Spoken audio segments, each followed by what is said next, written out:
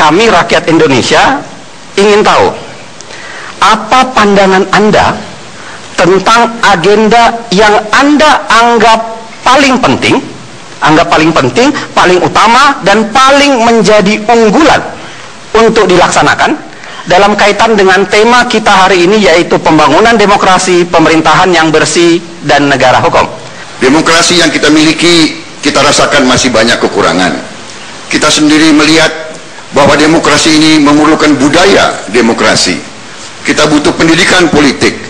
Rakyat kita sebagian besar baru merasakan punya hak politik untuk ikut pemilihan umum, tetapi kadang-kadang belum merasakan betapa pentingnya hak politik itu tersebut dilaksanakan dengan penuh pendidikan, penuh pencerahan, dan penuh rasa tanggung jawab. Pemerintah yang bersih sama dengan demokrasi adalah syarat mutlak bagi tujuan akhir kita, yaitu Indonesia yang berdaulat, bersatu, adil, makmur, dan yang bisa memberi kesejahteraan pada rakyat Indonesia.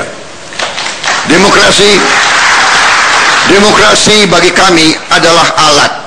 Demokrasi adalah tangga menuju cita-cita kita, yaitu Indonesia yang kuat dan sejahtera. Kita ingin demokrasi yang produktif, bukan demokrasi yang destruktif. Kita ingin demokrasi yang bisa membawa kemakmuran kepada rakyat Indonesia. Untuk itu, pemerintah yang bersih dari korupsi adalah syarat mutlak untuk mencapai ini. Kepastian hukum adalah jaminan bagi negara untuk memberi rasa aman bagi seluruh warga negaranya. Kepastian hukum juga harus memberikan jaminan terhadap penghapusan diskriminasi dalam berbagai bentuk, dalam bentuk apapun, dan harus memberikan penghormatan, pemenuhan, dan penegakan atas hukum dan pengakuan atas hak asasi manusia. Pemerintahan Prabowo Hatta akan memastikan bahwa hukum akan memperlakukan setiap warga negara secara setara di depan hukum, dan hanya kepada hukumlah kebenaran dan keadilan ditegakkan.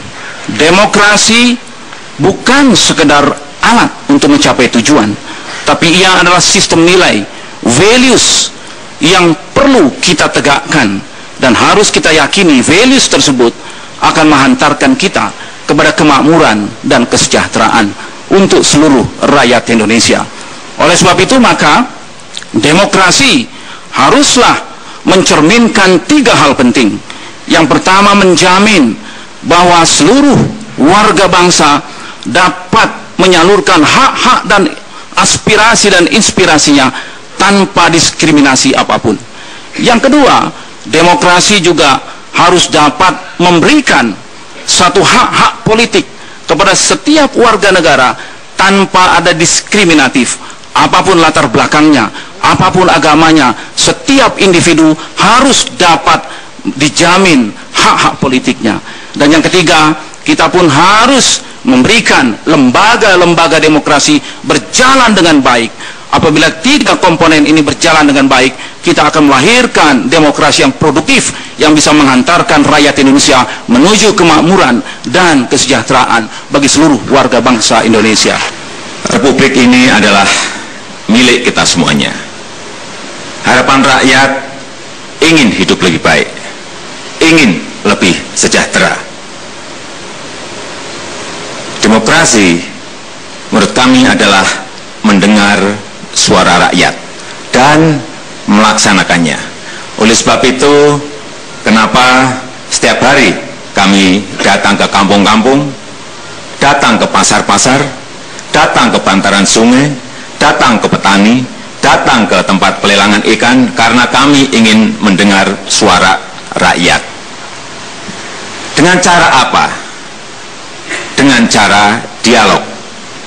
Pak JK, saya kira sudah banyak menyelesaikan konflik dengan cara dialog, untuk musyawarah, untuk sebuah kemanfaatan bagi rakyat banyak.